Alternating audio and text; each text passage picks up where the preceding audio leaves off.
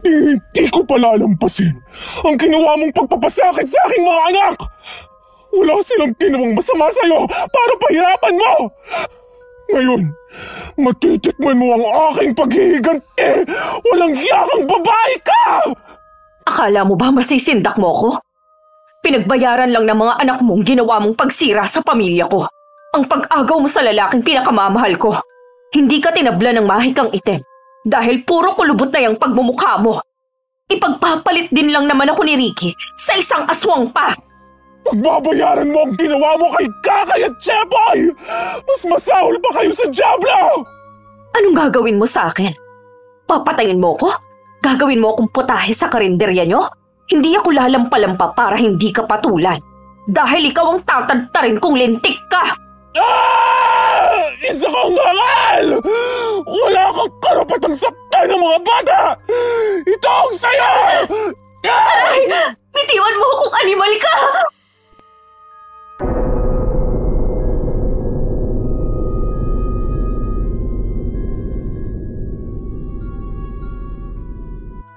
Marahang hinaplos ni Sofia ang buhok ng anak-anakan na si Kakaya habang ito'y natutulog. Dumungaw siya sa bintana at tumingala sa maliwanag na buwan. Bagamat sa pagkakataong yun ay hindi siya nagpalit ng anyo bilang aswang. Sapagkat ang nooy galit na puso ay napalitan ng kasiyahan simula nang makilala niya ang dalawang bata. Kakalimutan ko ang aking nakaraan upang mabigyan ko kayo ng magandang buhay. Dahil sa inyong magkapatid, ay nagkaroon muli ako ng pag-asang pumangon at maging masaya.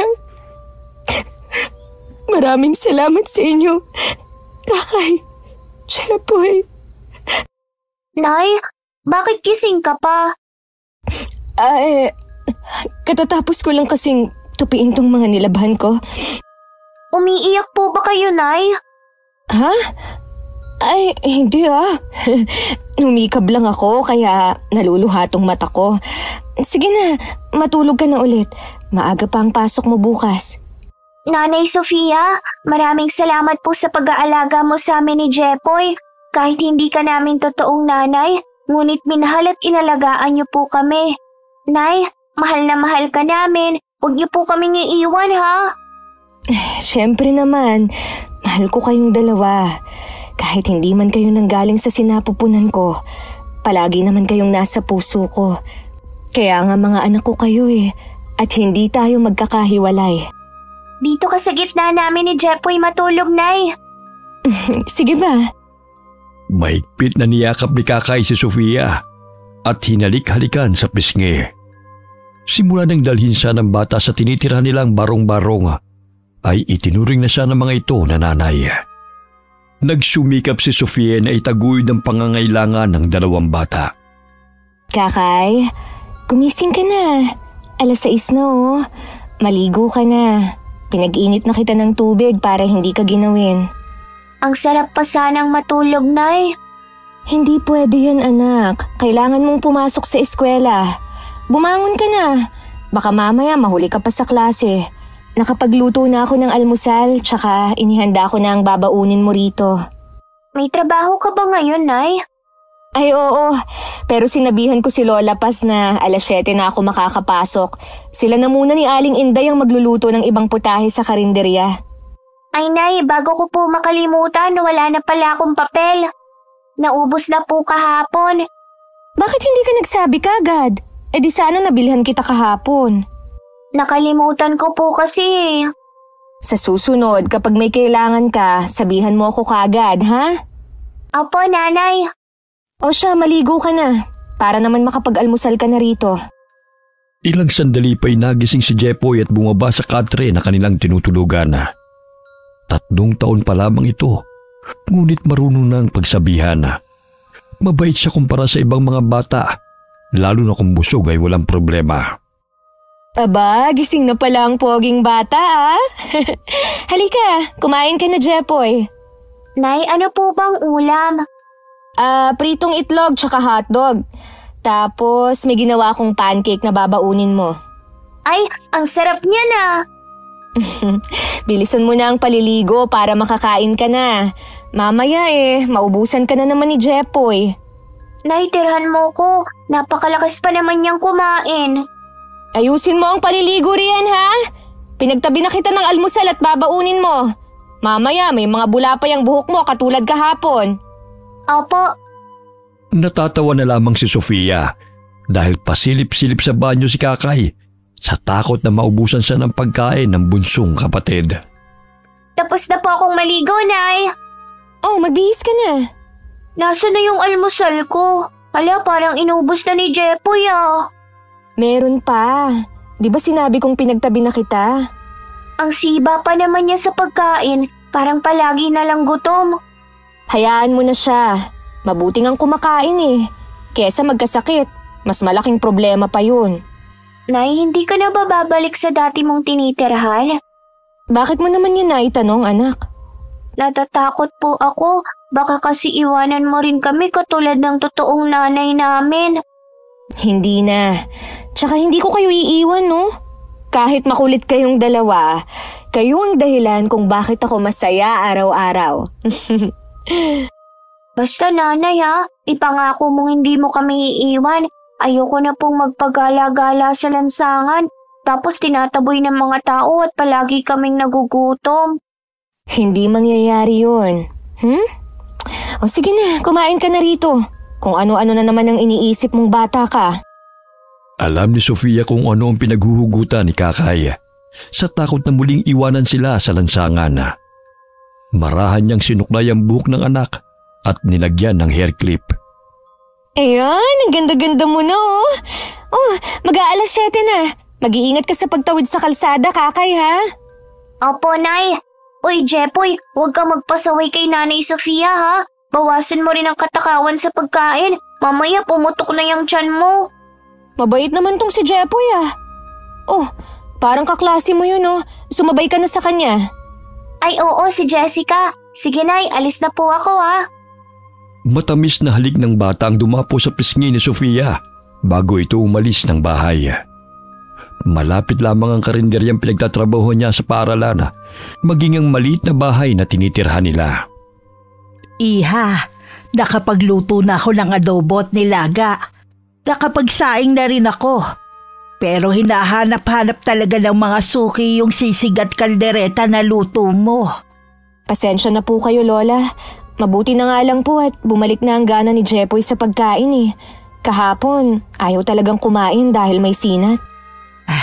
Ayos lang yon, Iha.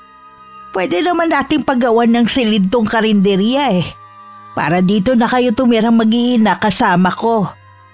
Nang sa ganun hindi ka na mahirapan pa na magpalipat-lipat. Luma na rin yung barong-barong na tinitirhan nyo Talaga po ba, Lola? Kung hindi po kalabisan tatanggapin ko po ang alok nyo sa akin. Matanda na ako, Sofia, at wala ng pamilya. Ang lupang kinatatayuan ng karinderyang to Parte ko pa sa lupang pinaghatian naming magkakapatid. Marami-rami na tayong mga suke dahil nasarapan sa mga luto mo. Hindi magtatagal aasenso ka, Iha. Mabait kang bata. Kaya sa'yo ko naiiwan ng karinderya. At ang lupang ito kapag namatay na ako. Kayo na naging pamilya ko buhat na makilala ko kayo. Lola, magkakasama pa po tayo ng matagal. Palalaguin pa po natin ang karinderya na magkasama.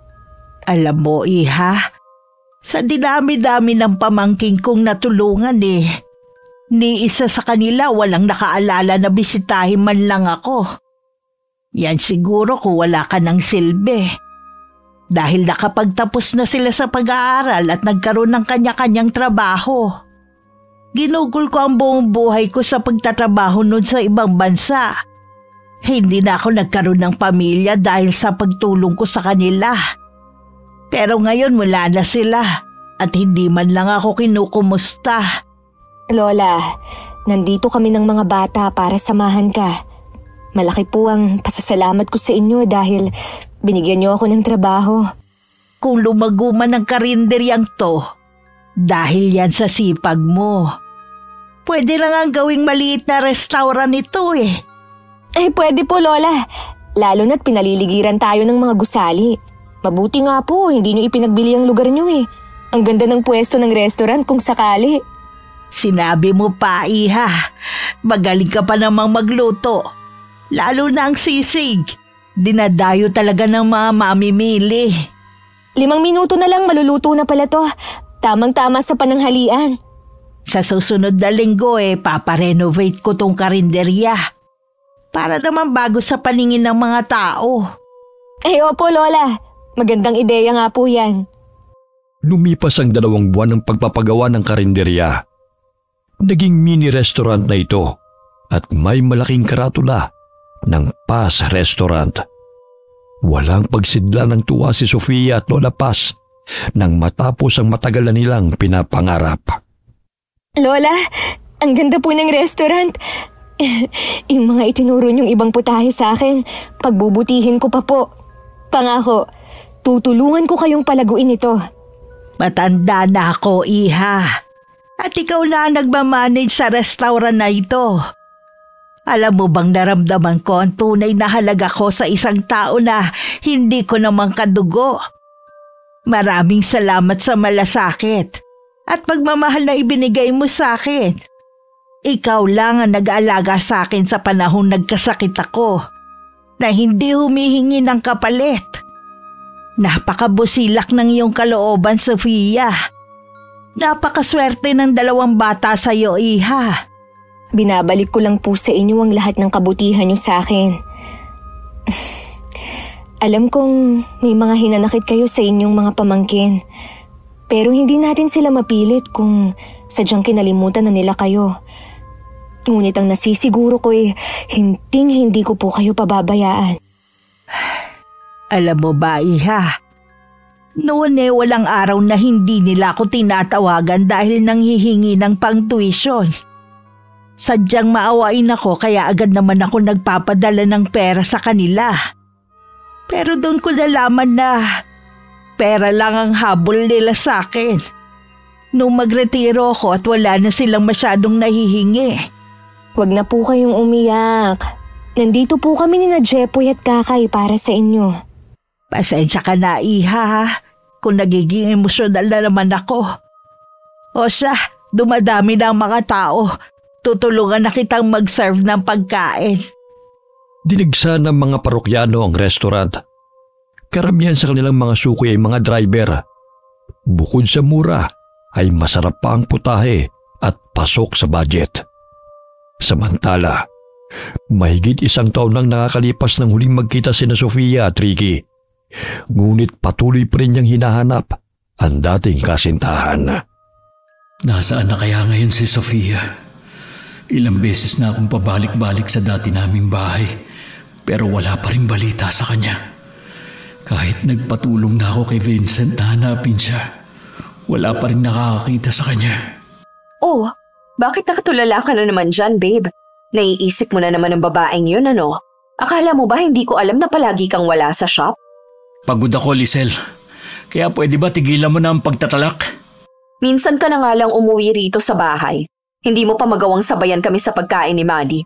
May pamilya ka na, Ricky. Bakit mapilit mo pang hinahanap ang babaeng yon? Ilaan mo na lang ang oras mo sa amin ng anak mo.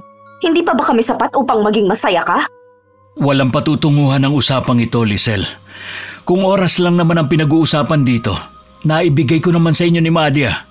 Ano pa ba ang gusto mong gawin ko? Gusto kong bumalik tayo sa dati. Yung masaya tayo na wala kang iniisip kundi kami lang ni Maddie. Sa anak natin, hindi nagbago ang pakikitungo mo. Pero sa akin, nanlalamig ka na. Ricky, mahal na mahal kita. Hindi ko kakayanin na mawawala ka sa akin. Huwag ka nang umasa na maibabalik pa sa dati ang nararamdaman ko sa iyo, Lisel. Nagpapasalamat ako na dinugtungan mo ang buhay ko. Ngunit hindi pa rin nawawala sa isipan at puso ko ang lahat ng panahon na ipinagkait mo sa akin na makasama kong tunay kong pamilya. Namatay si nanay na labis ang pag-aalala sa akin. Ni hindi ko man lang siya nayakap. Nabuhay ako sa katauhan ng ibang tao. Ayon sa kagustuhan mo. Saan ka na naman pupunta, Ricky? Bumalik ka rito! Doon na muna ako sa guest room magpapahinga. Ituloy niyo na lang ang pagkain. Hindi pa ako nagugutom. Babe, sandali! Malakas na sinarado ni Ricky ang pintuan. Napasa po siya sa kanyang noo dahil hindi niya na alam kung saan pahanapin si Sofia. Hindi kaya nahuli na siya ng mga tao dahil napag-alaman na asawang siya? Ay, Sofia, nasaan ka na ba? Babe, buksan mo muna ang pinto. Dinalhan kita ng pagkain. Gusto ko na muna magpahinga, Lisel. Mamaya na ako kakain. Kahit konti lang, kumain ka na muna. Ipinagluto kita ng sopas. Babe, sorry kung napagsalitaan kita ng hindi maganda kanina. Ang gusto ko lang naman na pag-usapan natin kung may problema man tayo. Ayokong mawala ka sa amin ni Maddie. Kaya nga nandito ako para bisitahin kayo ni Maddie, di ba? Alam ko ang responsibilidad ko sa anak natin. Pero babe, miss na kita. May pangangailangan din ako bilang asawa mo. Ang tagal din nating huling nagsiping. Pwede na nating sundan si Maddie. Pwede ba, Lisel? Pagod ako. Wala akong panahon sa bagay na yan. Sige, ilapag mo na lang sa mesa ang sopas. Salamat. Hahalikan pa sana ni Lisel ang asawa. Ngunit umiwas si Ricky at tinanggal ang kamay ng babae na nakayapos sa bewang nito. Kaya't padabog itong lumabas ng silid at tinungo ang kwarto nilang mag-ina. Kasama ka nga namin, pero hindi ka na katulad ng dati na sa amin lang umiikot ang mundo mo. Ano ba kasing klaseng babae yung Sofia na yan? Bakit hindi mo siya magawang makalimutan? Gagawin ko ang lahat para manatili ka sa akin. Maagang nagising si Ricky at naisipan na naman itong umalis ng bahay. Nadatnan siya ni Lisel na papalabas ng pinto, kaya agad siya nitong tinawag. Babe, saan ka pupunta? Ang aga pa. Kakauwi mo lang kahapon tapos aalis ka na naman? Maaga kasi kaming kukuha ng mga supply. Tsaka may 2 customer na pupunta sa motor shop ngayon. At tayo magiging supplier sa shop nila. Sayang kung hindi akong kakausap sa kanila. Pwede namang ipaubaya mo na muna yan sa mga tauhan mo. Hindi pwede. Nakaset na ako ng appointment sa kanila. Ganun ba? O sige, mamaya hintayin ka namin ni Maddie. Sabay tayong maghapunan, ha? Lisel, pwede bang huwag ka nang umasa na babalik pa tayo sa dati? Ayokong saktan ka. Pero ayokong paasahin ka dahil unti-unti na nagiging malinaw sa isip ko na ibang babaeng mahal ko at hindi ikaw yun. Pero Ricky, may anak na tayo. Kahit baliktarin mo man ang mundo, asawa mo ko dahil kasal na tayo. Kasal tayo pero ibang pangalan na nakalagay sa papel. Bigyan mo naman ng halaga ang sarili mo. Ayokong saktan ka. Hanapin mo yung lalaking magmamahal sa'yo ng buong puso. Hindi yung minahal ka lang dahil sa maling akala. Patawarin mo ko, Lisel. Kahit anong pilit ko, hindi ko talaga magawang mahalin ka ayon sa kagustuhan mo. Hindi ko kakalimutan ang pagiging ama ko kay Maddie. Bakit hindi mo ko diretsuhin? Makikipaghiwalay ka na ba sa akin? Oo, Lisel. Dahil ayokong saktan ka at paniwalain na mahal kita. Ano bang meron sa babaeng yun na wala ako, ha? Natagpuan mo na ba siya? Nagkita na ba kayo? Kaya basta-basta mo na lang akong iiwan? Hindi pwede to, Ricky. Hindi ko hahayaan na mawala ka sa amin ni Maddie. Hindi kita mahal, Lisel. Patawarin mo ko. Ayokong paasahin ka sa bawat araw na magkasama tayo. Bumalik ka rito, Ricky! Dahil sa inis ay inihagis ni Lisel ang tasa ng kape sa sahig. Nanginginig ang buo niyang katawan dahil hindi niya kayang palayain ang lalaking minahal at masira ang pamilyang kanyang binuo. Dumaan sa motor shop si Ricky. Ngunit matapos na makausap ang 2 customer na kikitain, ay napagdesisyonan niyang maglibot-libot sa mga lugar kasama ang kanyang driver na si Vincent. Bukod sa paghahanap ng maliliit na shop na maaari nilang maging customer, ay nagbabaka sakali rin siyang makita si Sofia sa mga baryo. Nakaramdam siya ng gutom, kaya saglit silang napahinto sa maliit na restaurant. Sandali lang. Parang pamilyar ang lasa ng sisig na to. Hindi kaya si Sofia nagluto nito? Eto palang libreng sabaw, iho. Kain lang ng kain, ha? Lola, masarap po ang putahe na niluluto nyo rito. Pwede ba malaman kung sino nagluto nitong sisig at kaldereta? Talagang masarap ang mga putahe rito, iho. Lola, ako na po rito. Magpahinga na ho kayo. Sofia? Ikaw? Ricky? Anong ginagawa mo rito? Magkakilala kayo? Sige, mag-usap na muna kayo riyan. Asikasuhin ko na muna ang ibang mga customer. Lola, magpahinga na po kayo. Ako na pong bahala rito. Sofia, pwede ba kita makausap? Yung tayong dalawa lang. Marami pa po akong gagawin, sir. Pero kung gusto niyong dagdagan yung ulam, ikukuha ko kayo. Hindi yun, Sofia. Gusto ko lang makausap ka na masinsinan. Pakiusap, kahit saglit lang. Karne ng baka at baboy ang kinakain mo. At hindi tao. Malinis ang niluluto namin dito kung yan ang gusto mong malaman. Hindi naman yan ang ibig ko sabihin eh. Kahit saglit lang, gusto kita makausap. Ang tagal kitang hinanap kung saan ako nagpunta. Wala na tayong pag-uusapan pa, Ricky. Nagbagong buhay na ako. Sige na, marami pa akong gagawin. Hindi na napigilan ni Ricky na yakapin ang dating kasintahan sa kabila na alam niya na ang tunay nitong pagkatao. Bitiwan mo nga ako! Hindi na akong dating Sofia na kakilala mo! Nay, inaaway ka ba ng lalaking yan? Uy, Manong, huwag mong saktan ng nanay ko! Umalis ka rito, alis! Nanay? Anak mo siya? Paano nangyari yun? Halika na, anak. Gutom lang siya kaya napagkamalan lang niya akong kakilala niya. Puntahan mo na si Jepoy. Maglaro na muna kayo ron, ha? Nay, sabihin mo sa akin kung may nangaaway sa'yo, ha? Papaluin ko siya ng walis. Hindi pwedeng awayin ka ng kung sino. Hindi mangyayari yun. Sige na, bantayan mo na muna si Jepoy dahil marami pa akong gagawin dito. Napapalingon pa si Kakay sa kinaroroonan ni Sofia upang siguruhin na hindi ito sinasaktan ng customer.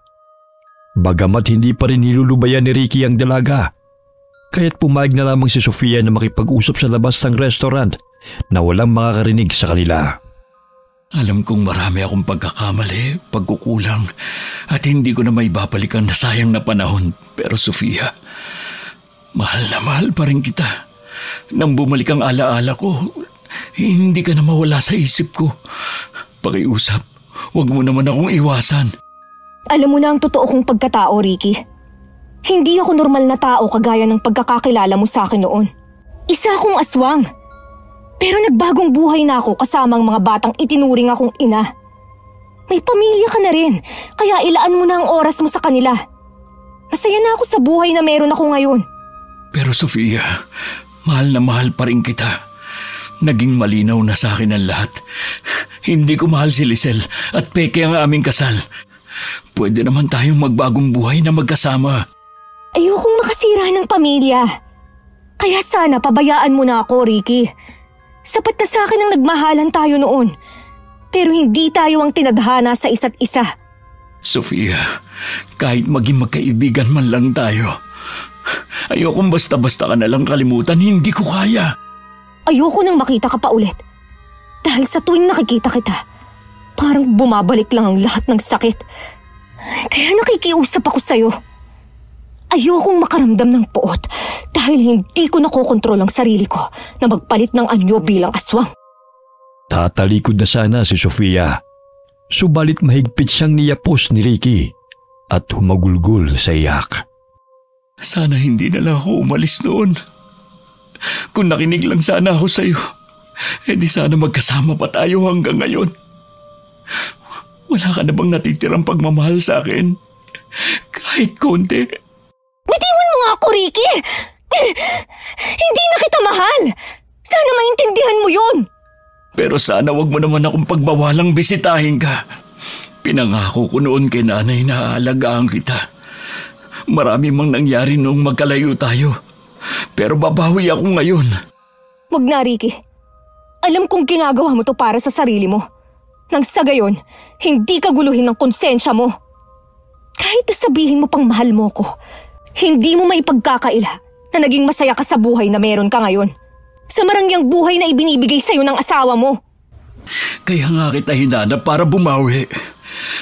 Mamuhay tayo gaya ng dati. Kahit na ano ka man, tanggap kita, Sofia. Paano anak mo? Sisirain mo ang masayang pamilya mo para lang sa akin?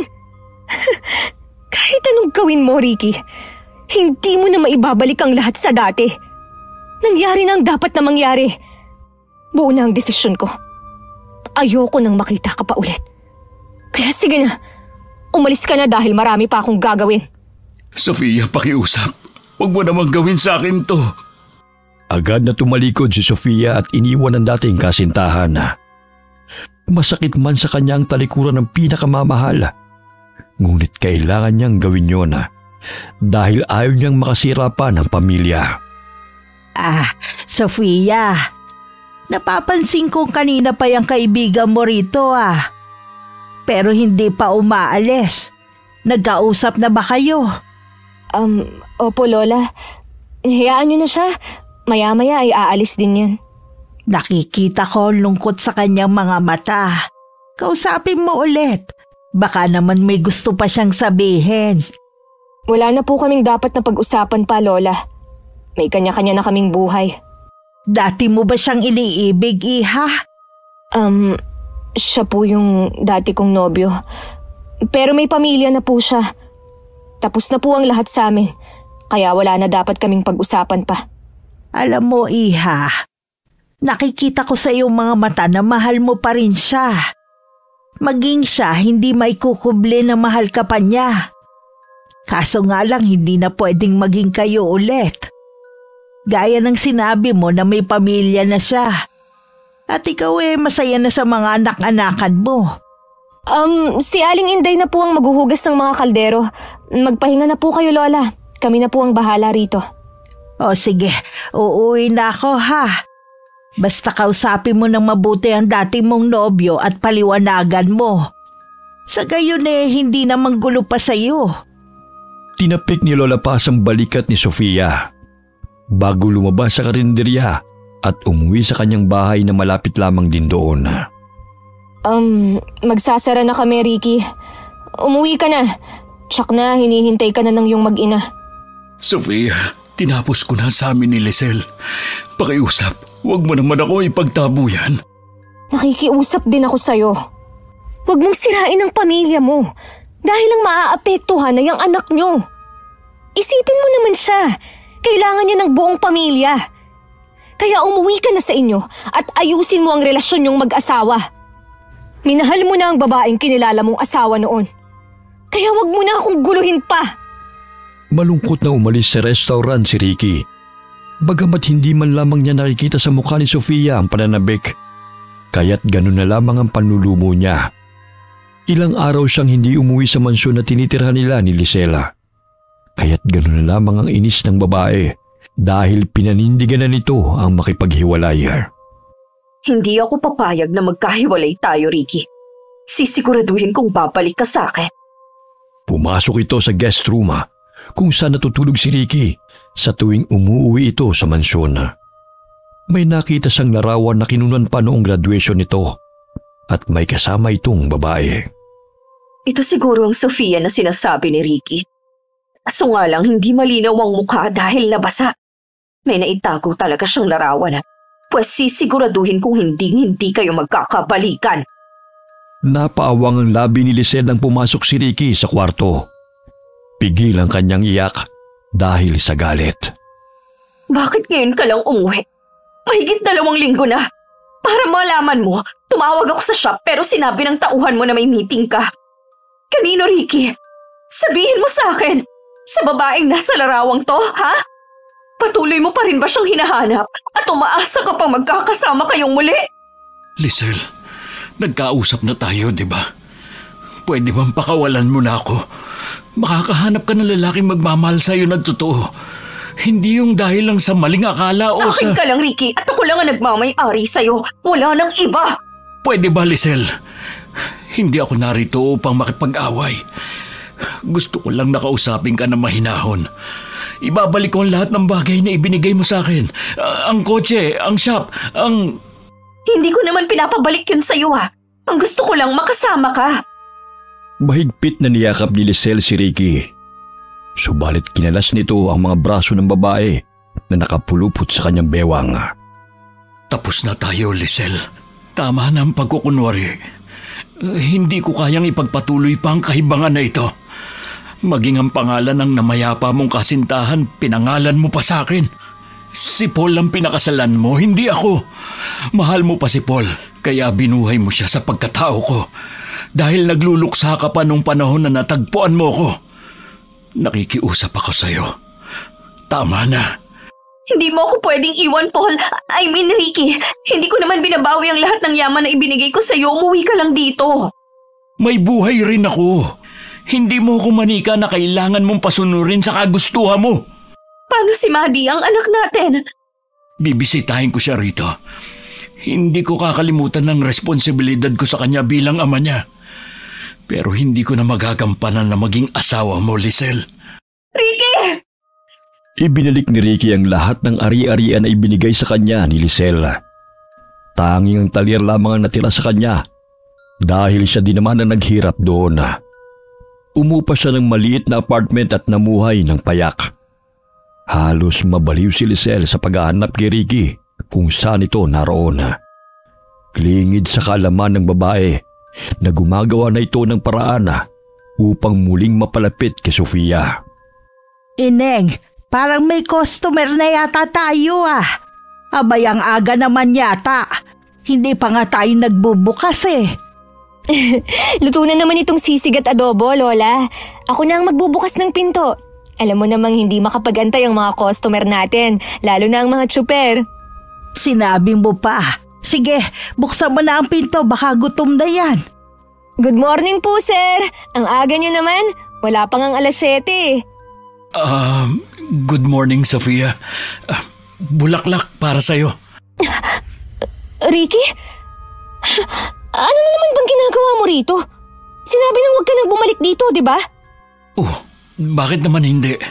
Gusto kitang makita. At saka customer naman ako. Na-miss ko yung mga niluluto mo. May pambayad naman ako Pwede ba, Ricky? Ang aga-aga mong nanggugulo rito. At isa pa, mamaya, magsisidatingan ng mga customer at nakakaabala ka. Hindi na naipagpatuloy ni Sofia ang kanyang sasabihin nang bigla siyang hinalikan ni Ricky sa labi. Nagulat siya sa ginawa ng lalaki. Itinulak niya ito palayo, bagamat mas humigpit ang pagkakayapos nito sa kanya. Muli niyang itinulak si Ricky, kaya bahagya itong dumistansya sa kanya. Ngunit hindi niya may kubli ang pamumula ng kanyang pisngi. Sofia, kahit ipagtabuyan mo man ako, nararamdaman ko pa rin may natitira ka pang pagmamahal sa akin. Pwede ba? Huwag ka nang umasang magkakabalikan pa tayo. Dahil hindi na mangyayari yun. Umalis ka na nga. Sinisira mo ang araw ko Itong bulaklak para sa'yo. Tanggapin mo na. May mga customer na kami maya-maya. Kaya sige na, makakaalis ka na. Customer din naman ako Nagugutom na ako kaya pwede bang pumasok? Pwede rin kitang tulungan kung gusto mo. Wag na. Umupo ka na nga ron. Ano bang order mo? Ikaw. Ikaw yung tinatanong ko. Puro ka katarantaduhan Sinasabi kong ikaw nga ang gusto ko. Gusto kong magkabati tayo. Gusto kong makasama ka ulit. Ang tanong ko yung order mo, hindi yung gusto mo. Ang kulit mo rin no? May pansit ba? Meron. Ano pa? Okay na yan. Mamaya babalik na lang ako sa tanghalian. Kumpletuhin mo na ang order para naman hindi ka na pabalik-balik dito. Naaalibadbaran ako sa pagmumukha mo Naaalibadbaran o nai-inlove? Alam mo, mas gumaganda ka pa lalo kapag nagsusungit ka. Namiss talaga kita Inirapan ng dalaga si Ricky at agad na kumuha ng order nito. Napapangiti na lamang si Lola Paz habang nakatanaw sa dalawa. May katulong din sila na si Aling Inday at ang anak nitong si Ami. Kaya hindi sila masyadong nahihirapan ni Lola sa restaurant. Iha, napapansin ko pabalik-balik na yung binatang yan dito Tsaka ramdam ko rin na mahal ka niya. Tingnan mo ang tingin niya sa'yo Hayaan mo siya, Lola. Isa pa, walang magawa yan sa buhay kaya pabalik-balik dito. Talaga bang hindi mo na siya bibigyan ng pangalawang pagkakataon, Iha? Minsan na kayong pinaglayunan, tadhana. Baka naman may rason kung bakit kayo nagtagpo ulit. Wala akong karapatan na panghimasukan ng personal na buhay mo. Pero sundin mo ang sinasabi ng puso mo bago mo pa pagsisihan sa huli. Natatakot ako, Lola. Baka umasa ako at bumalik siya sa pamilya na kinilala niya noon. Diba pinagtapat naman niya sa'yo ang lahat kung bakit nangyari ang bagay na yon? Kaya nga narito siya dahil gusto niyang bumawi sa'yo. Huwag mo nang sayangin pa yon. Alam kong mahal mo pa siya. Ibibigay ko lang tong order niya, Lola. Sige, Iha. Ito na po ang order niyo, sir. Napaka-formal naman kung makaser ka. Kumain ka na. Kung ano-ano pang sinasabi mo dyan Sofia, sa kabilang kanto na pala ako nangungupahan para naman madalas na kita makita. Bahala ka sa buhay mo. Hindi naman ako nagtatanong kung saan ka nakatira. Tsaka, hindi ako interesado, no? Wala lang, na-share ko lang. Ang sungit mo naman. Malakas ang kabog ng dibdib ni Sofia matapos na makaharap muli si Ricky. Pabalik-balik sa kanyang isipan ang pangyayaring hinalikan siya ng lalaki. Wari bumalik ang dati niyang pagmamahal sa kasintahan. Bagamat nangingibabaw sa kanyang isipan ang takot na maiwan muli dahil may sarili na itong pamilya. Kung tatanggapin ko siya ulit, edi parang magiging kabit niya ako. Ang saklap naman kung magkakaganon. Aswang na kabit ba ang tawag sa akin? Uy, ayoko. Ba, lalim naman ang iniisip mo. Gusto mo bang tulungan na kita sa pagliligpit? Pwede ba? Umalis ka na nga rito. Makakatulong ka kung umuwi ka na. Sus, tulungan na nga kita riyan. Akin na nga yung mga pinggan. Ako na magdadala sa lababo. Huwag ka nang masungit dyan, ha? Nagulat sila nang biglang may pumasok na babae sa restaurant na wari gustong sugurin si Ricky. Dito ka lang pala nagpupunta. Kung saan-saan na kita hinanap. Nasaan ang babae mo, ha? Nasaan ang kabit mo? Ano ba, Lisel? Huwag kang magskandalo rito, nakakahiya. Mabuti pa, umalis ka na. Sumama ka sa akin. Pumasok ka sa kotse ngayon din. Tapos na tayo, Lisel. Hindi mo na maaaring kontrolin ang buhay ko. May sarili akong isip at buhay na gusto ko. Hindi pwedeng masusunod na lang ang lahat ng kagustuhan mo. Minsan mo na akong kinontrol. Ayoko na mangyari pa yun ulit. Umalis ka na lang, pwede ba? Hindi. Sasama ka sa amin. Mababaliw ko kapag nawala ka sa akin, Ricky. Nandito ba ang kabit mo, ha? Iharap mo siya sa akin, Ricky! Umalis ka na, Lisel. Nakakaabala ka na sa mga taong kumakain. Hindi ako papayag na mapunta ka sa iba, Ricky. Sisiguraduhin kong magiging miserable ang buhay ng sino mang mga aagaw sa'yo. Mawalang galang na sa'yo, Eneng, ha? Kung hindi ka kakain sa restaurant ko at gusto mo lang manggulo, umalis ka na lang bago pa ako magpatawag ng pulis. Naaabala mo na ang pagkain ng mga customer ko.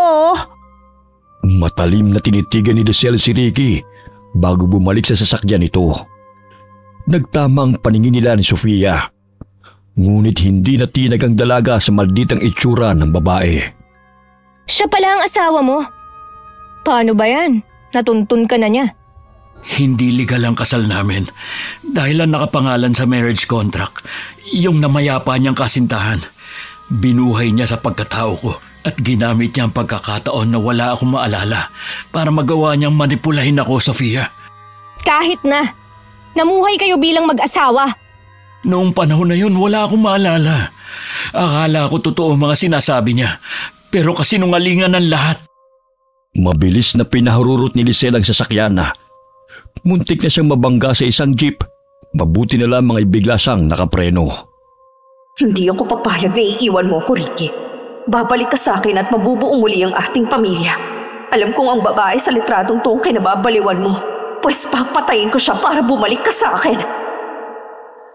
Umuwi siya sa mansyon at inutusan ng mga katulong na maghanap ng mambabarang o mangkukulam kapalit ng malaking halaga. Wala pang 2 araw ng paghahanap ay nakatagpo ang katulong nila sa liblib na baryo na kilalang si Ka Abner. Isang matandang kubang lalaki na halos hindi naliligo at maalam sa itim na mahika. Agad na ipinagbigay alam ng katulong sa kanyang amo at magkasama nilang pinuntahan ng manggagamot. Grabe, ang baho naman ng lugar na to. Sigurado ka bang ito yung bahay ng mangkukulam? Ay! Napakagandang dilag naman ito. Yan ang mga tipo kong babae. Napakakinis at napakabango. Grabe, napakabaho naman. Hindi ka ba naliligo, tanda? Hindi talaga ako naliligo, Ineng. Dahil yan ang makakapagpalakas ng kapangyarihan ko. Huwag mo nang problemahin kung naliligo ako o hindi. Ano ba ang pakay mo, ha? Gusto kong pahirapan ng babaeng nasa litrato na yan. At ang lalaking yan ay gusto kong bumalik sa akin. Gayumahin mo para muli niya akong mahalin. Nabura naman ang mukha ng babae sa litrato, ha? May malinaw ka bang larawan dyan? Ay wala, tanda. Basta gawin mo na lang ang lahat upang pahirapan yan. Babayaran kita ng malaking halaga. Hindi ko magagawang pahirapan siya ng direkta sa pisikal. Kung ganitong hindi malinaw ang kanyang mukha, ngunit sa emosyon, magagawa ko. Sa pamamagitan ng pagpapahirap sa kanyang mga mahal sa buhay. Ay! O ikaw na ang bahala. Tapos ang lalaking yan, gawin mong lahat upang bumalik siya sa akin. Ay, ang dali naman. Ito, ipainom mo sa taong gusto mong gayumahin para maging patay na patay siya sa'yo. Sa loob ng sunod-sunod na 7 araw na walang mintis. Parang ipot ng kambing to ah. Baka naman imbis na mahumaling sa akin, mamatay siya. Gusto mo bang balikan kanya? Oo. Di ipainom mo yan sa kanya. Huwag nang mareklamo pa. Hindi yan ipot ng kambing. Halamang gamot yan na may sangkap na luha ng butiki at pinatuyong dugo ng mag-asawang uwak. Luha ng butiki? Kailan pa umiyak ang butiki? Ipainom mo na lang yan at huwag nang magreklamo. Binugahan ng hininga ni Ka Abner ang litrato. Nalanghap ni Lisel ang hininga ng matanda, kaya't napaubusan sa sobrang baho. Pati si Pilyo hindi nyo nagagawa? Huwag mo akong pakialaman sa paraan ng pagpapalakas ko ng aking kapangyarihan at panggagamot. Gusto mo bang gawin ko ang kagustuhan mo o umalis ka na lang dito? Gawin mo ang utos ko! Ay kung gayon, tumahimik ka dyan. Ang ingay mo eh. Pinunit ni Ka Abner ang litrato at binugahan ng paulit-ulit ng mabaho niyang hininga ang larawan ni Sofia. Binudburan niya ito ng abo na kinuha pa sa garapona at isinalang sa ibabaw ng itim na kandila. Ilang sandali umusal siya ng mga kataga. Maaari kang maging ako kung papayagan mong pumaloob ako sa katawan mo. Kung gusto mong ikaw mismong papatay sa mga taong kinamumuhian mo, yun ay kung tatanggapin mo ang kapangyarihan ko. Gusto kong maging malakas para patayin ang sino mang hahadlang sa amin ng mahal ko. Pero ayoko namang maging kasing baho mo, tanda. Kaluluwa at kapangyarihan ko ang papasok sa katawan mo, hindi ang katawan ko. Basta kasing lakas mo ayos lang, wag lang kasing baho mo. Sa oras ng pangangailangan mo sa labang ito, dahil hindi natin nasisiguro na hindi lalaban ang kanilang panig. Ikaw na ang bahala riyan, basta pahirapan mong babae na yan, tanda. Itong paunang bayad. Kulang to, Neng. Babalikan kita para sa susunod na bayad kapag nasimulan mo ng pahirapan siya. Hindi sapat ang pera. Ano pa ba ang dapat? Dadagdagan ko yan kapag nagawa mo ng pinag-uutos ko. Di mo pa nga nagagawa kahit isa eh. Ang pag-aalay ng kaluluwa ang siyang magpapalakas sa ritual. Bumalik ka rito sa araw ng Martes. Sa gayon, ikaw mismo magsasagawa ng ritual. Maaari ka nang umalis sa ngayon. Huwag mong kalimutan na ipainom niyang ibinigay kong tableta sa taong gusto mong mabaliw sa'yo. Bakit pa ako babalik rito? Hindi mo ba kayang gawing mag-isang pinapagawa ko? Ay!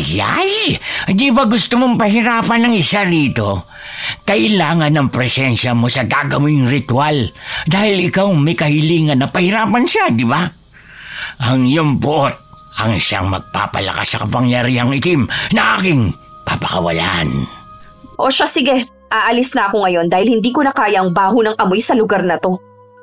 Dali-daling lumabas ng kubo ang babae. Hinatid siya ng tingin ng matandang lalaki na nakangisi pa at nanilisik ang mga mata. Samantala, napapadalas ang pagkikita ni na Sofia at Ricky. Bagamat hindi pa rin naging kampante ang dalaga na tanggapin muli si Ricky sa kanyang buhay. Nay, sino bang lalaki na yon?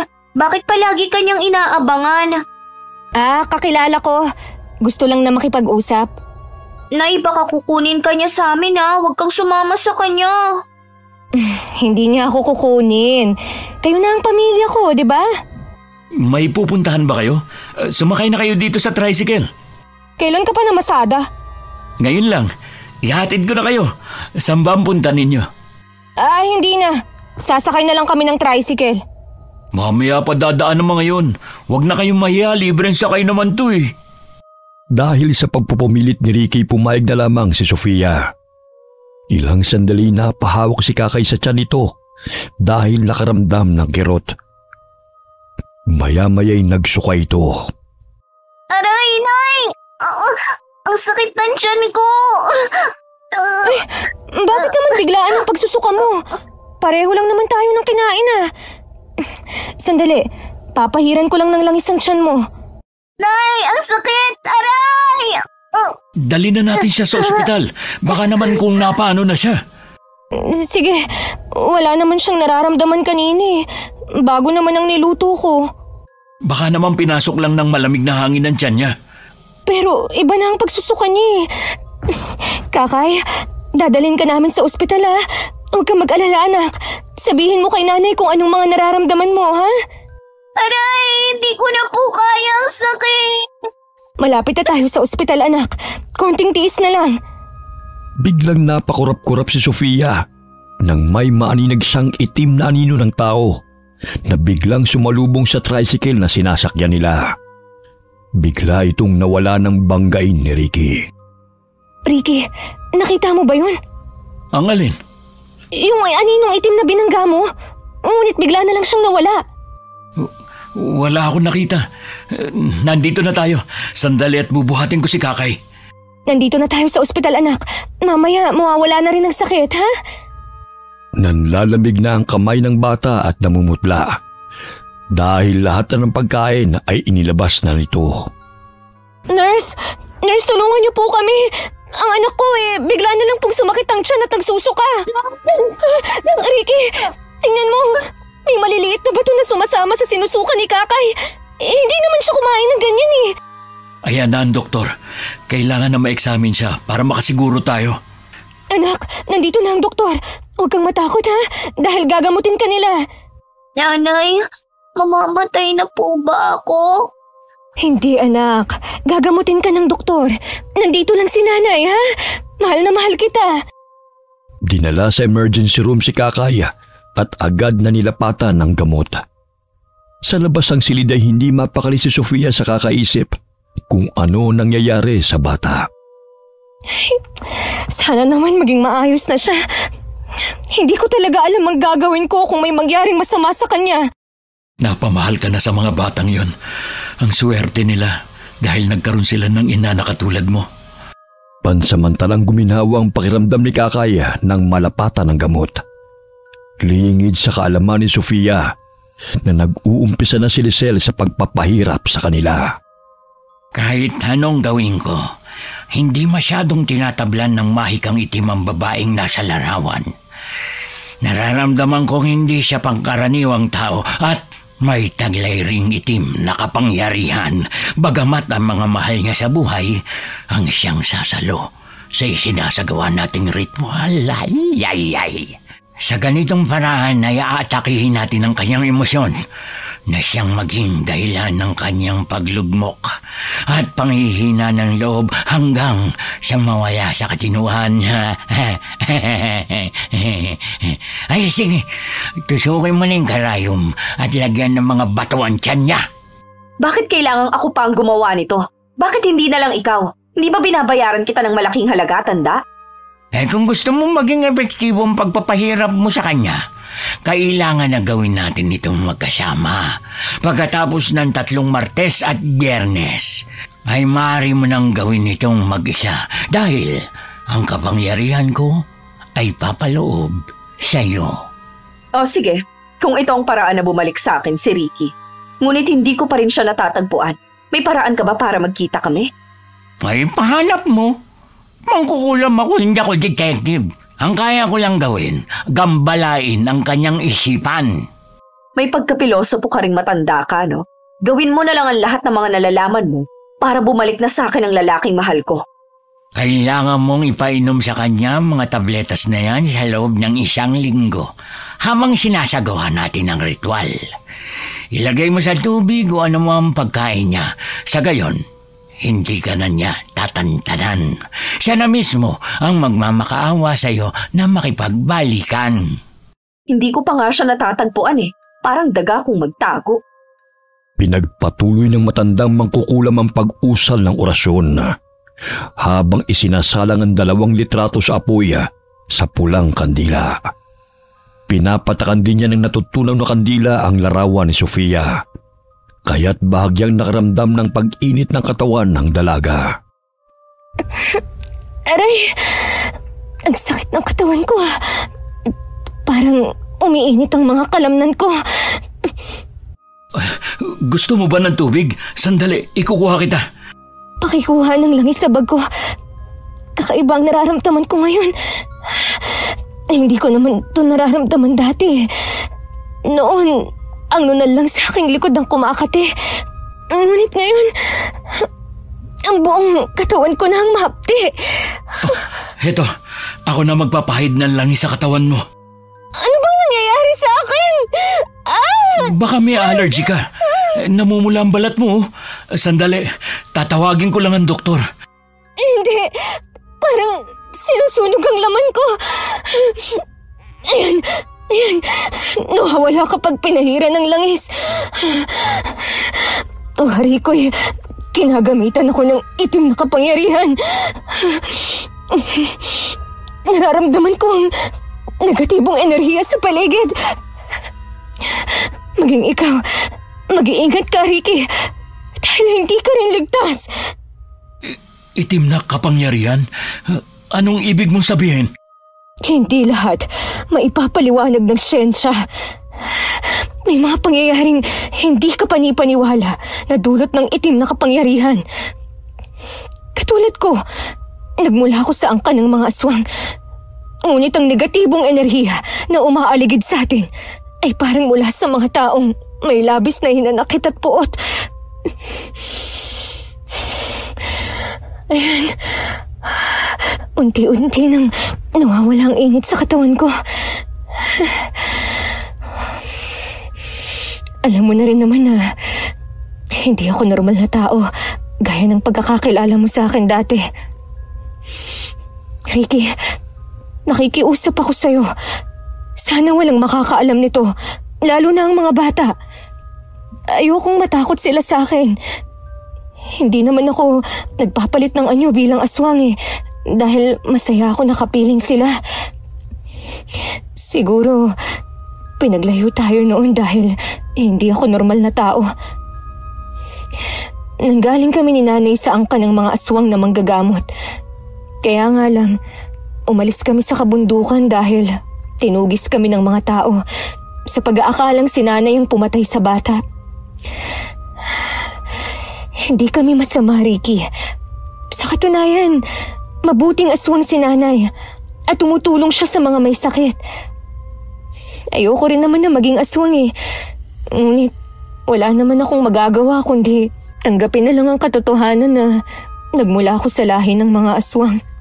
Kahit mapaaswang ka man, multo o engkanto, hindi pa rin naaalis sa akin na mahal kita, Sofia. Ikaw pa rin ang babaeng sumuporta sa akin at walang inisip kundi ang kapakanan ng iba.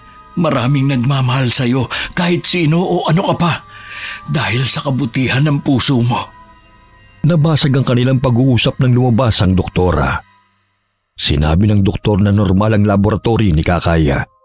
Ngunit laking pagtataka nila kung bakit nagkaganoon ang bata. Nakatulog na ito at maaari nang ilipat sa ward. Ay, salamat naman kung ganun. Baka bukas makakauwi na rin kami. Teka, tatawagan ko lang si Lola Paz para hindi na yun mag-alala. Tsaka si Jepoy, iniwan ko lang kanina kay Aling Inday Hello, Lola? Hindi po kami natuloy ni Kakay sa pamamalengke. nandito kami ngayon sa ospital dahil bigla pong sumakit ang tiyan niya at nagsuka. Kumusta na siya? Ayun, nakatulog na po siya. Nalapatan na po ng gamot eh. Gusto ko sanang makausap ka ng personal. Papupuntahin ko ngayon dyan si Ami at umuwi ka rito. May sasabihin lang ako sa iyo na importante. Tungkol saan po ba yan, Lola? Basta sasabihin ko sa iyo kung nandito ka na sa bahay. Sige ho. Oh, parang may problema din sa bahay niyo ah. Nag-aalala nga ako eh. Doon na lang ni Lola sasabihin sa akin pag nakauwi na ako. Papunta rito si Ami para bantayan muna si Kakay. Nandito lang ako para sa'yo. Pinisil ni Ricky ang kamay ng dalaga at tipid na napangiti. Batid niyang kinakabahan ito dahil sa malamig ang palad ni Sofia. Sandali, parang may lumalabas sa ilong mo, Ricky. Parang may kumakalaw. Aray! Ano ba to? Uod! Ricky, uod nga! Ha? Bakit may lumalabas na uod sa ilong ko? Etong panyo, suminga ka! Binarang ka, hindi ako nagkakamali. Dahil sa itim na anino na umaaligid kanina at negatibong enerhiya na nararamdaman ko. Meron pa ba? Sandali, titingnan ko. Wala na. Sino kaya may kagagawan nito? Baka naman yung asawa mo. Si Lisel? Ay, may iba ka pa bang asawa? Wala, pero wala siyang alam sa mga ganitong bagay. Aalamin natin yan. Maghahanap ako ng mga halamang gamot, pantaboy sa mga masasamang enerhiya. Samantala, napasigaw si Lisel nang mapansin na nilagyan ng matandang mangkukulam ng uod ang litrato ni Ricky. Hoy tanda, gusto mo pang barangin si Ricky? Tignan mo, nilalagyan mo na ng ungkod yung larawan niya. Pasensya na, Ineng. Medyo malabo niya kasi mga mata ko eh. Ayusin mo naman tanda. Mapapatay mo pa si Ricky imbis na mahumaling sa akin. Dampian mo ng halik ang larawan ng lalaki at bumulong ka ng 3 beses ng kahilingan mo. Ginawa ni Lisel ang utos ng matandang lalaki at muling ibinalik kay Ka Abner. Pangising inilagay ng matanda ang litrato ni Ricky sa tubig at pinalutang-lutang. Aray! Sandali! Parang sakit ng ulo ko. Anong nangyayari sa'yo, Ricky? Nanunumbalik si Lisel sa isipan ko. Hindi maaari ito. Ano nangyayari sa akin? Si Lisel, gusto ko siyang makita. Hindi maaari ito. Alam kong ginagamitan ng itim na kapangyarihan si Ricky. Kailangan kong gumawa ng paraan upang huminahon siya. Bawang, tama. Kailangan kong makahanap nun upang ipainom sa kanya. Sa gayon ay humina ang kapangyarihang itim na bumabalot sa kanya. Aray! Ang sakit ng ulo ko. Paulit-ulit kong naririnig ang boses ni Lisel na umaalingaw sa aking pandinig. Napansin ni Sofia na papalapit si Ami, kaya't inutusan na muna niya itong bumili o maghanap ng bawang. Sinunod naman ng dalagita ang utos niya. Hinawakan niya sa kamay si Ricky upang kumalma ito. Aray! Sandali lang, Ricky, ha? Alam ko na ang nangyayari sa'yo. Kinukulam ka. Kailangan nating maghanap ng pangunahing lunas.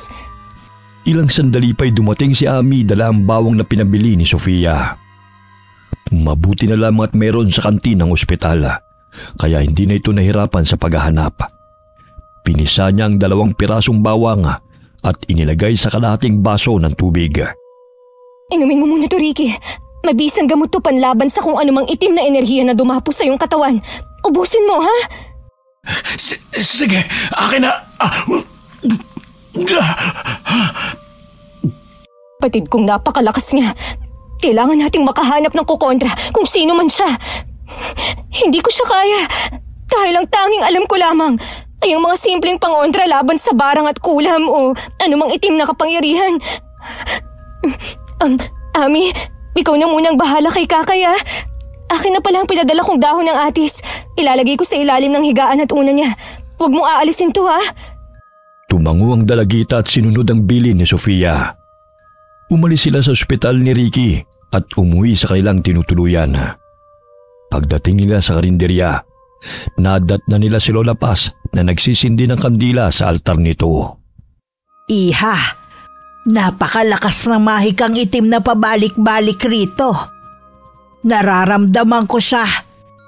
Kaya nagsagawa ko ng orasyon upang lubayan niya si Jepoy. Lubayan si Jepoy? Bakit, Lola? Anong nangyari kay Jepoy? Umiiyak ang bata dahil sa labis na takot. Nadatnan kung gusto niyang kunin si Jepoy. Alam mo bang sa pamamaraan nun bibigyan niya ng malubhang karamdaman ng bata hanggang sa mamatay. Hindi ko alam kung bakit niya ito ginagawa. Ngunit alam kong matindi ang puot sa puso ng taong may kagagawan nito. Hindi ko maintindihan, Lola. Bakit si Jepoy? Anong kasalanan niya? Nadamay lang ang mga bata sa galit ng taong yun sa'yo. Huwag ka na mag-alala. Nasa maayos na kalagayan na si Jepoy. Pero batid kong gusto kanyang pahirapan sa pamamagitan ng pagpapahirap sa mahal mo sa buhay. Itong libro, makakatulong sa'yo to para malabanan ng mga taong gustong magpahirap sa'yo. Tutulungan kita sa abot ng aking makakaya, anak. Isa akong manggagamot. Kaya nga ni isa sa aking mga pamangkin ayaw tanggapin ang librong ito. At mag-iisang manggagamot at may kaalaman din sa mahikang itim. Lola, maging si Ricky nilabasan ng uod sa ilong. Umupo ka rito, iho. Nararamdaman ko ang mainit na pagnanais ng taong ito na maangking kang muli. Ikaw ang gusto niya. Kaya handa siyang pahirapan ng sino manghahadlang sa kaligayahan niyong dalawa. Si Lisel ang alam kong gustong kumontrol sa akin. Maari kayang siya may gawa nito sa atin? Lola, si Kakay, hindi ko siya pwedeng iwan sa ospital. Huwag ka mag-alala, Sofia. Pinadalhan ko na ng pangontra si Ami para isabit sa katawan ni Kakay. Magiging maayos na rin ang kalagayan niya. Ibig sabihin, ako ang dahilan ng paghihirap ng mga bata? Paano po namin malalabanan ng mahikang itim, Lola? Hindi basta-bastang mangkukulam at mambabarang ang kalaban natin. Ngunit hindi ko hahayaan na magwagi siya sa kanyang kasamaan. Halika, iho. Ilagay mo ang palad mo sa pulang tela. Ikaw rin, Sofia. Sisikapin nating putulin ang isinasagawa nilang ritual. Umusal ng mga kataga si Lola Paz habang binabasang nakasulat sa libro. Malakas ang pag-ihip ng hangin kahit na saradong bintana at pinto. Huwag kayong matakot. Kahit papano nalalabanan ko siya. Aray! Ang sakit ng likod ko! Ang nunal ko!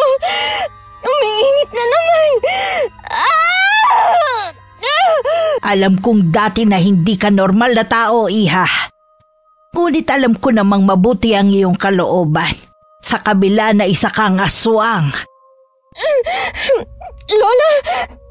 Matagal ko nang alam. Simula nang tumuntong ka sa lugar na ito. Isa akong manggagamot kaya nararamdaman ko ang enerhiya ng bawat tao na nakakasalamuha ko.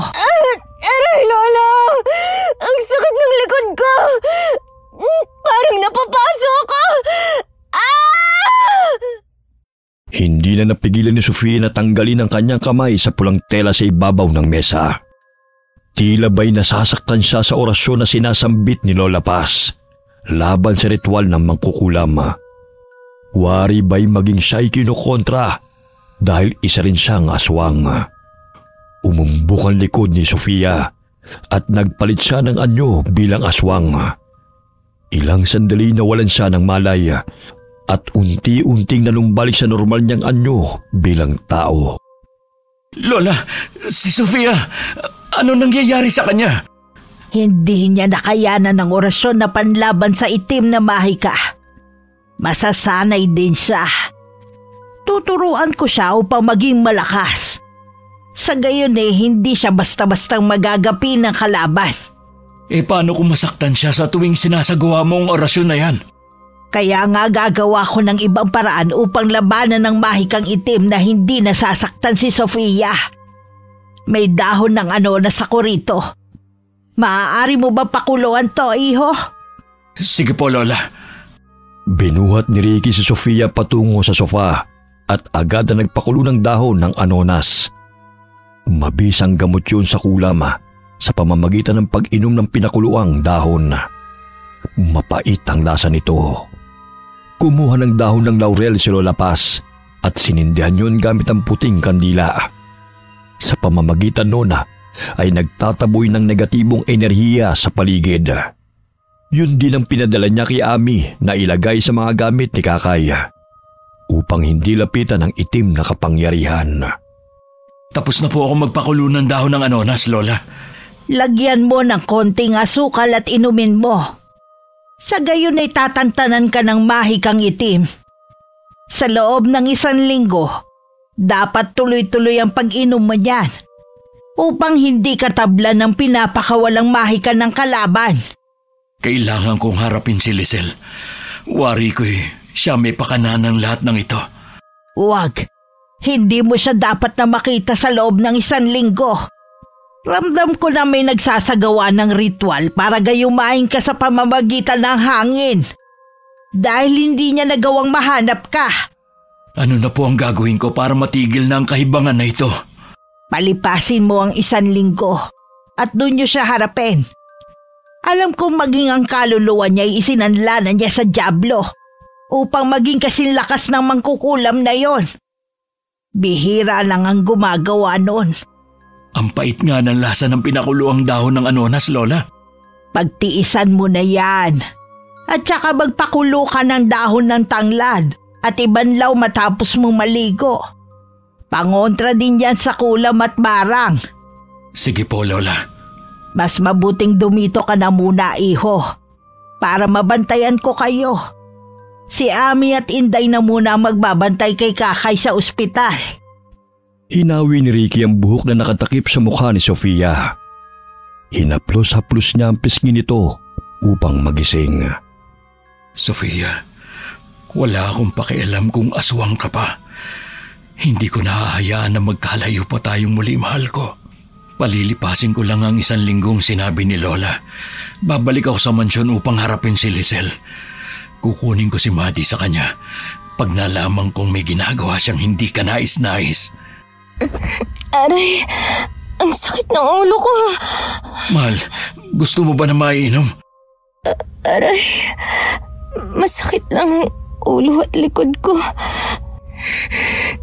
Lola, nasan si Jepoy? Gising ka na pala, Sofia. O itong tsaa na gawa sa dahon ng anonas. Inumin mo na muna. Gising na si Jepoy. Dali-daling nilagok ng dalaga ang tsaa at agad na pinuntahan si Jepoy. Nadatnan niyang kumakain ito at napangiti sa kanya. Jepoy, ayos ka lang ba, anak? Pasensya ka na kung wala dito si nanay kanina. Mahal na mahal ka ng mga bata. Ang swerte nila dahil ikaw ang kumupkup sa kanila. Mapalad ako dahil nakilala ko sila. Nabigyan muli ako ng pag-asa upang magsimulang muli. Kaya hindi ko hahayaan nasaktan sila ng kahit sino. Hanapin ko ang taong nagpapakawala ng itim na kapangyarihan. Hindi ako matatahimik hanggat hindi ko siya nakakaharap. Lalong-lalo na tinamay niya sa kawalangyaan niya ang buhay ng mga anak ko. Patawarin mo ako, Sofia. Alam kong ako ang punot dulo ng lahat ng ito. Pangako, aayusin ko to. Hindi na kailangan na magsisihan pa tayo. Ang dapat nating gawin ay puksain ang makasariling may gawa nito. Hindi ko siya titigilan hanggat may inosenteng buhay siyang dinadamay. Nakakapanibago ang itsura ni Sofia kapag nagagalit. Aswang nga siya dahil namumulat ng lilisik ang kanyang mga mata. Hindi na gaya ng dati na napakaamo ng kanyang mukha. Iba rin siya magalit kapag naaagarbyado ang mahal niya sa buhay. May problema ka ba sa mukha ko, Ricky? Ha? Wala. Ngayon lang kasi kita nakitang nagkakaganyan. Seryoso at galit. Sinabi ko na sa'yo na hindi ako katulad ng dati na nakilala mo. Hindi na ako yung pasweet, malamping, at kayang api-apihin ng kung sino. Kaya kong pumatay, Ricky. Sofia, wala namang ganyanan. Huwag kang mag-alala. Hindi ako pumapatay ng inosenteng tao. Yung mga walang hiya at halangang kaluluwa ang pinapatos ko. Kaya wala akong pakialam kung talikuran mo man ako. Dahil hindi ko kailangan ng lalaki upang mabuhay. Matapos ang misyon kong harapin ang mangkukulam at ang tao sa likod ng pagpapahirap nito sa atin, pwede mo na akong iwan ulit. Hindi na ako takot na iwanan dahil nasanay na ako sa bagay na yon. Hindi nagbago ang pagtingin ko sa iyo, Sofia. Mas lalo mo pa akong napabilib dahil lahat kaya mong gawin para sa mga taong mahal mo. Naging matapang ka lang ngayon. Ngunit ikaw pa rin ang Sofia na malambing at mapagmahal na nakilala ko noon. Mahigpit na niyakap ni Ricky si Sofia at hinalikan sa noo.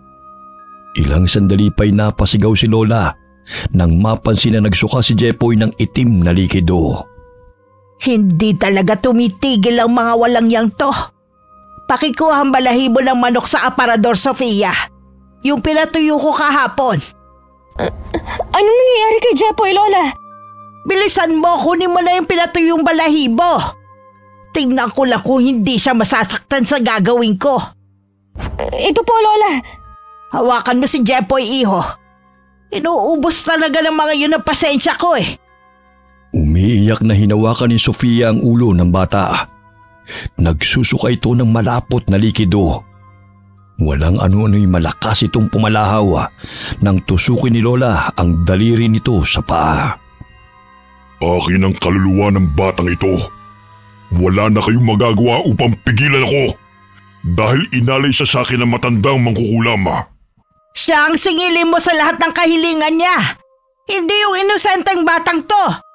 Akin siya at hindi mo ko mapipigilan, tanda. Iho, iabot mo sa akin ng garapon na may abon ng insenso at asin. Lagyan mo rin ng ulo ni Jepoy. Itigil mo yan, tanda. Lahat ng kaluluwa niyo'y pinaubay na ng matandang mangkukulam sa akin kapalit ng kapangyarihan. Hindi mo na ako mapipigilan sa gagawin ko sa batang ito. Hindi mo makukuha ang anak ko! Sila ang singilin mo dahil sila ang may utang sa'yo! Kinuha ni Sofia ang langis na Biyernes Santo na benditado at ibinuhos sa ulo ni Jepoy. Ano yan? Bakit napapaso ako? Hindi kayo magtatagumpay sa kasamaan niyo! Sila ang singilin mo, hindi kami! Lola, natigil na ang pagsusuka ni Jepoy. Matamlay na ang katawan niya. Ano na ang gagawin natin ito? Aray! Jepoy, bitiwan mo ko! Jepoy, anak! Bitiwan mo ang Tito Ricky mo! Ikaw, babae! Alam mo ba ikaw ang dahilan kung bakit naghihirap sila ng ganito? Dahil napakalandi mo! Mang-aagaw ka! Kung sino ka magsumanib sa katawan ng anak ko, lubayan mo siya! Wala siyang kasalanan! Kung galit ka sa akin, ako na lang ang parusahan mo! Bumalik ka pa talaga, ha? Itong sayo! Aray! Tigilan mo yung paghahampas sa akin! Ano ba yan? Titigil lang ako kung aalis ka sa katawan ng aking apo. Huwag mo kong pilitin na patayin kita ngayon. Alam kong hindi ka na ang diablong sumanib sa apo ko kanina, kundi ang mangkukulam na nagpapahirap sa apo ko. Muling kinuha ni Lola ang garapon na may lamang insenso at asin at binudbud sa katawan ni Jepoy. At paulit-ulit na hinampas ng buntot ng pagi ang katawan nito. Kahit na mahina ang paghampas sa katawan ng bata, wari impit na palahaw ang pinapakawala ng sumanib sa katawan nito. Maya-maya'y nanghina na naman ang katawan ni Jepoy at umiyak. Jepoy, anak, andito si nanay. Itali mo muna ang pulang tela na may sangkap na halamang gamot kay Jepoy. Sa gayon hindi na muling bumalik ang sumanib sa kanya. Napakalakas nila, ngunit alam kong nasaktan ko sila. Hindi ko sukat akalain na mangyayari itong muli matapos ang 3 dekada. Lola, Handa na po akong tanggapin ang alok niyo na maging manggagamot. Kung noon ay pinagwalang bahala ko ang kagustuhan ni nanay dahil gusto kong mamuhay ng payapa. Ngunit kung kaligtasan ng aking mga anak ang nakasalalay, ay buong puso ko na pong tatanggapin na maging isang manggagamot. Kahit ako'y isang aswang. Halos lumuwa ang mata ng matandang mangkukulam na si Abner sa sakit na kanyang naramdaman. Sa tanang buhay niya ay noon lamang siya nakasagupa ng malakas na kalaban. Wari bumalik sa kanyang sakit na pinadapo niya sa batang si Jepoy. Kung mamamatay ito, ay may alay siyang kaluluwa sa Diyos-Diyosan niyang Diablo. Ineng, mukhang natalo tayo ng kalaban. Ngunit hindi pa huli ang lahat. Dahil mas lalakas ang puwersa natin kung papayag kang magkaisa tayo. Anong ibig mong sabihin? Matanda na ako, kaya hindi na nakayanan ng katawan ko. Subalit, patuloy na magiging malakas ang kapangyarihan ko kung may sasaniban akong katawan. Hindi na nag-atubiling sumanib ang matandang mangkukulam sa katawan ni Lisel. Nandilat pa ang mga mata ng babae at nagpaikot-ikot sa kinatatayuan nito bago bumulagta sa sahig at nawalan ng malaya. Maya-maya'y iminulat niya ang mga mata at marahang tumayo. Naninag niya sa replika ng salamin ang biglang pagbabago sa kanyang mukha. Naging kulay abo ang buhok at kilay ko. Nakararamdam din ako ng kakaibang lakas sa aking katawan. Totoong patay na nga siya at sumanib siya sa katawan ko. Kailangan ko makaalis rito. Magagawa ko ng lahat ng gusto ko at mapapasunod ko ng sino man ang aking nanaisin. Iniwan ni Lisel ang bangkay ng matandang mangkukulam na nakabulagta sa lupa. Dilat ang mga mata nito at animoy natuyo ang katawan. Dinala niya ang mga gamit ng matanda sa pangkukulam. Kinabukasan, nakalabas ng ospital si Kakay. Ilang araw ding hindi nagbukas ng karinderya sina Lola Paz at Sofia dahil sa pangyayari. Kapag masama ang pakiramdam mo, sabihin mo kagad kay nanay, anak, ha? Hindi na po sumasakit ang tiyan ko, Nay. Di ba kaibigan mo siya? Dito na ba siya titira kasama natin? Pansamantala lang naman, anak. Pero aalis din naman siya kapag maayos na ang lahat. Ayaw mo ba nandito ako, Kakay? Ayaw ko pong may nangaaway kay nanay. Mahal ko ang nanay mo. Hindi ko naman siya aawayin eh. Ilang araw ding walang nanggugulo sa kanila. Ngunit nararamdaman pa rin ni Lola Paz ang negatibong enerhiya na pinapakawalan ng taong matindi ang galit kina Ricky at Sofia. Nakakatakot ang katahimikan ng itim na kapangyarihan. Nararamdaman ko mas lalo siyang lumakas. Wari ko'y pumanaw ng katawan ng mangkukulam. Pero nananatili ang kapangyarihan nito sa ibang katauhan. Ano na ang gagawin namin upang matalo siya? Kailangan yung buwagin ng ritual sa pamamagitan ng pagkuha ng anumang bagay na kanyang dinasalan at sunugin ang libro na kanyang pagmamay-ari. Nakasaad sa libro ng libreta ang bagay na yan, Iha. Kailangan kong aralin ang librong to upang matalo ko siya. Kawawang mga anak ko kung patuloy niyang pahihirapan. Bukas pupunta ako sa mansyon. Bibisitahin ko si Maddie at mamanmanan ko ang kilos ni Lisel.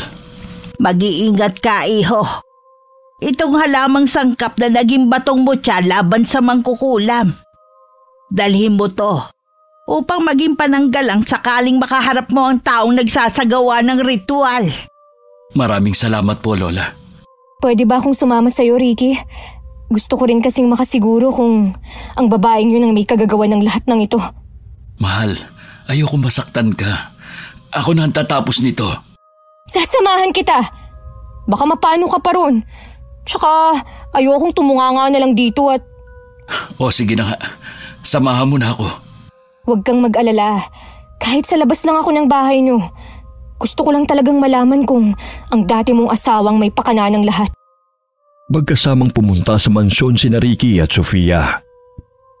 Hindi mapapansin ang takot sa mukha ng dalaga, kundi ang kagustuhang malaman kung sino ang tao sa likod ng pagpapahirap sa kanyang pamilya. Huminto ang taksi sa tapat ng mansyon at agad silang bumaba. Nandito na tayo, mahal. Dito na lang ako sa labas maghihintay. Pero dumidilim na. Baka mapano ka rito. Masayos nga eh. Kaya ko ang sarili ko. Kaya wag mo akong alalahanin. Pinapasok ng katulong si Ricky matapos niyang mag-doorbell. Naiwan si Sofia sa labas at nagkubli sa mga halaman.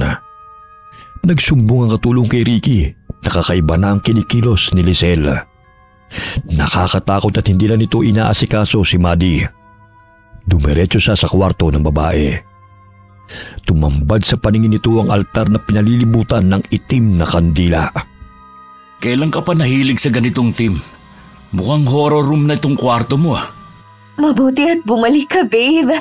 Alam mo, ang tagal kong hinintay ang pagbabalik mo. Nasasabik na ako sa'yo, Ricky. Bakit ganito tong kwarto mo? Ang kalat. Tsaka parang ang daming abubot na mga sungay. Itong libro, ano to?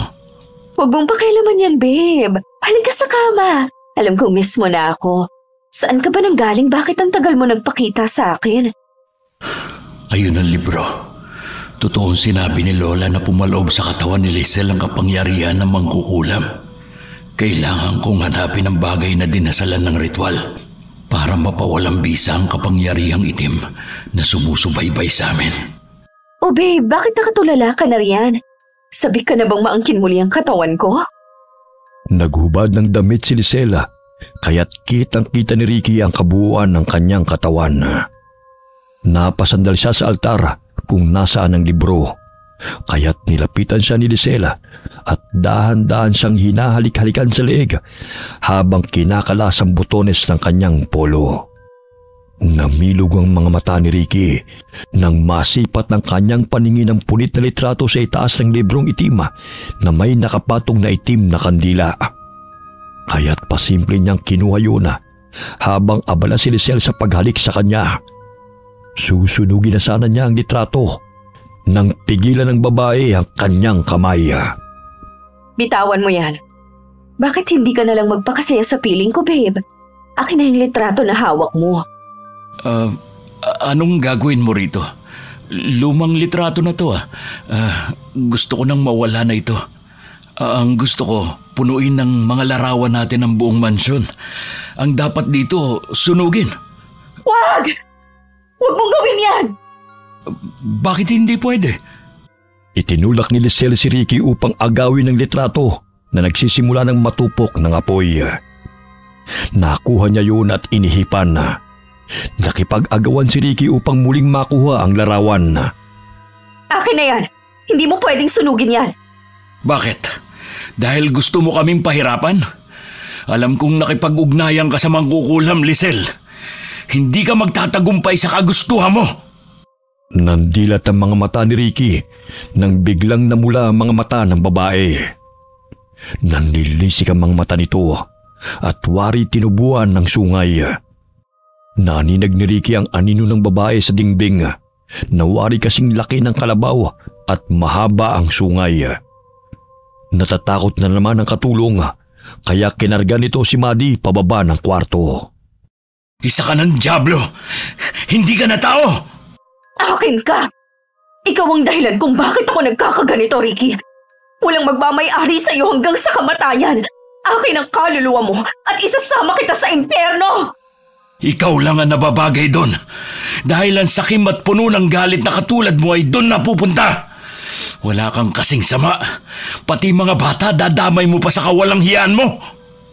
Takot na lumabas ang katulong karga si Maddie at nagkubli sa mga halaman.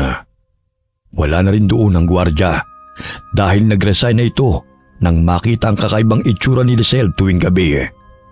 Kinausap ni Sofia ang katulong at napag-alaman niya kung ano nangyayari. Pagpasok niya ng mansyon ay nakita niyang kinakaladkad ni Lisel si Ricky palabas ng kwarto. Hindi na nito magawang tabla ng mahikang itim ang lalaki dahil sa taglay nitong sangkap na bato na ibinigay ni Lola. Kaya ang tanging magagawa lamang nito ay saktan ng pisikal si Ricky. Akala mo mapipigilan mo ako sa isinasagawa kong ritual? Pues papatayin kita dahil hanggang kamatayan ay magsasama tayo! Nahihibang ka na! Baliw! Isa pang salita. Babalikin ko tong leeg mo. Hindi na napigilan ni Sofia na magpalit ng anyo bilang aswang nang makitang sinasaktan ng mangkukulam na si Lisel si Ricky. Aba, may hayop na naligaw. Sino ka namang pakialamera na napadpad rito? Walang iya ka! Titiwan mo siya! Wala kang awa! Pati yung mga bata, idadami mo pa sa karangalan mo, hayop ka! Hayop? Sinong mas hayop ang wangis sa ating dalawa? Nagbibiro ka ata Aba naman, Ricky, siya ba si Sofia? Ipagpapalit mo lang din naman ako sa isang kuba at napakapangit na nilalang pa. Walang silbi rin palang pagpapahirap kung mapasakin ka ulit. Dahil ni kalingkingan ay walang-wala ang babaeng yan.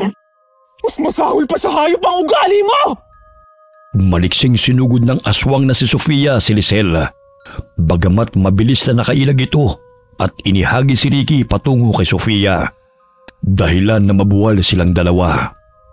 Kunin mo ang libro at ang bagay na dinasalan niya. Kukunin ko ang atensyon niya. Mag-iingat ka, mahal.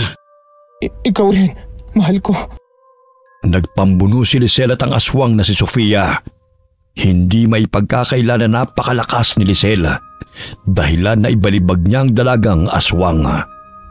Yan lang ba ang kaya mo? Lalampa-lampa ka ring hayop ka. Bakit na humaling si Ricky sa'yo gayong ang pangit mo rin pala? Bukod sa bako-bako mong likod. Dahil hindi masama ang ugali ko, katulad mong walang giya! Etong sa'yo! Itiwan mo kung hayop ka. Mas lalo ko pang papapangitin yung mukha mo. Isa kang baliw! Wala ka na sa tamang katinuan! Kaya pinipilit mo ang mga taong ayaw na sa'yo! Hindi pagmamahal ang tawag doon! Kunti ang pagiging makasarili! Ano? Bahala na ang iba na maghirap basta maging masaya ka lang! Kahit na muntik ka nang makapatay ng dalawang inosenteng bata! Wala akong pakialam sa mga pinagsasabi mo. Sa akin lang si Ricky at wala nang ibang makakaangkin sa kanya! Patuloy na nagpambuno silang dalawa. Kaya pumasok si Ricky sa loob ng kwarto at muling hinanap ang litrato. Natagpuan niya yun sa sulok ng silid at agad na sinunog. Ito ang nababagay dito. Kailangan ng wakasan ng kasamaan mo, Lisel. Maging ang kapangyarihang itim na bumabalot sa katauhan mo. At ang librong ito. Ano nangyayari sa akin? Parang hinihigop ang enerhiya ko. Wag! Huwag magsunugin ang libro! Huwag! Tigilan mo yan! Paiba-ibang tinig na kumakawala sa kanyang bibig. Tuluyan na nga siyang nilamon ng kasamaan. Maging ang Diablo ay sumanib na sa kanyang katauhan. Pagbabayaran yung lahat ng ginawa niyong ito sa akin. Mga hayop kayo! Hindi ako matatahimik hanggat hindi natatapos ang kasamaan mo. Hindi ko hahayaan na saktan mo ang mga anak ko! Tuluyan ng nilamon ng apoy ang litrato, maging ang librong itim na mangkukulam. Lahat ng mga gamit sa loob ng kwarto ay isinilid ni Ricky sa bedsheet at sinilaban sa labas ng mansyon. Hanggang sa maging abo ang lahat ng mga gamit na mangkukulam. Nangingisay sa sahig ang babae dahil lumalabas ang mga aninong itim sa kanyang katawan. Unti-unti nang nilisan ng masasamang elemento ang katawan niya. Talagang binenta niya ang kaluluwa niya sa kasamaan para makapaghiganti at maangkin ka, Ricky. Kahit kailan, hindi mananalo ang kasamaan, mahal ko. Ayan, nanumbalik na ang kagandahan mo. Maraming salamat sa lahat ng tulong mo. At sorry sa lahat ng mga problemang ibinigay ko sa'yo. Tingnan mo siya, Ricky. Parang may kinakausap na naman. Pero nararamdaman kong wala nang negatibong enerhiya sa paligid. Nawala siya sa tamang pag-iisip. Ikaw bang babae ng mahal ko? Ibalik mo si Paul. Namatay siya ng dahil sa'yo. Ikaw na malinding babae ka.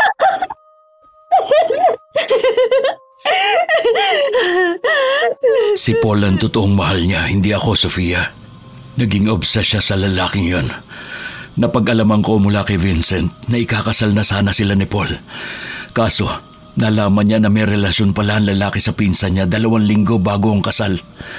Aksidente yung kinamatay ni Paul at ng babae, pero ayon kay Vincent, parang sinadya na tanggalan ng preno sa sasakyan nito. Siya ba ang may kagagawan nun? Walang matibay na ebidensyang makapagtuturo sa kanya. Pero siya ang tinuturo ng iilan sa kakilala nila. Nangingitim ang mga mata ni Lisel habang umiiyak at tumatawa. Tanging ang nag-aalaga na lamang kay Maddie ang natitirang katulong sa mansyon sa takot ng ibang katulong sa pagbabago ni Lisel. Tumawag ng doktor si Ricky upang ipasuri ang kalagayan ng babae. Sinabi ng doktor na wala na ito sa tamang katinuan, kaya kinakailangan na sumailalim sa gamutan. Dinala sa mental hospital si Lisel, kaya nasa pangangalaga ni Ricky ang anak nilang si Maddie. Pwede na ba kitang ligawan ulit, Sofia? Ikaw ang bahala kung hindi ka papagod. Hindi naman ako napapagod kapag nakikita ka eh. Gusto kong magsimulang muli, kasama ka at ng mga anak natin. Kung gusto mo, ampunin natin ang legal si Kakay at Jepoy eh. Nang sa ganun, maging pamilya na talaga tayo. Talaga? Oo naman. Nagpatayo ng bahay sina Sofia at Ricky, katabi ng restaurant na pagmamay-ari ni Lola Paz. Pagkalipas ng ilang buwan ay napagdesisyonan ng dalawa na magpakasala at inimbita nila ang matalik na kaibigan ni Sofia. Halos tumalon sa tuwa si Clara nang makatanggap ng imbitasyon mula sa kaibigan niyang matagal na niyang hinihintay ang pagbabalik. Sa tulong ni Lola Paz na nagmula sa angkan ng mga babaylana, ginamot niya ang pagiging aswang ni Sofia. Kaya hindi na ito basta-basta nagpapalit ng anyo bilang aswang sa tuwing kabilugan ng buwan. Makalipas ang 1 buwan ay kinasal sina Ricky at Sofia. Masayang namuhay ng payapa ang lumalaki nilang pamilya. Okay, katulad po ng request nyo, nagkaroon po ng part 2 ang kwento ni na Sofia at Ricky. Sana po nagustuhan nyo ang kwento nila. Shout out po tayo kina Billy Ray, Jenny May, kay Ray Buendia, Meng, Mirna, Anna Marie at kay Michael Del Rosario. Mula po kay Lucy Buendia ng Nueva Ecija. Hi kay Giray Janine. Hi Zachary Saranillo. Shout out kay Kakok Gabas galing kay Melchora Arcilia. Lagi pong nakikinig mula sa Bicol. Salamat po. Hi kay Maria Yokoyama from Japan. Hi kay Charito Nerona. Ganon din po sa mga kapatid niya na nasa ibang bansa. Kamusta po kayo? Hi kay Mamiliana Nalugon from Kadijay, Bohol. Shout out kina Yoyon and Dylan Pisquera from Tambulig, Zamboanga del Sur. Hi kay Josephine De Los Trinos from Osaka, Japan. Alright, sana po napasaya namin kayo sa kwento namin. Marami pong salamat sa inyo and God bless all of you.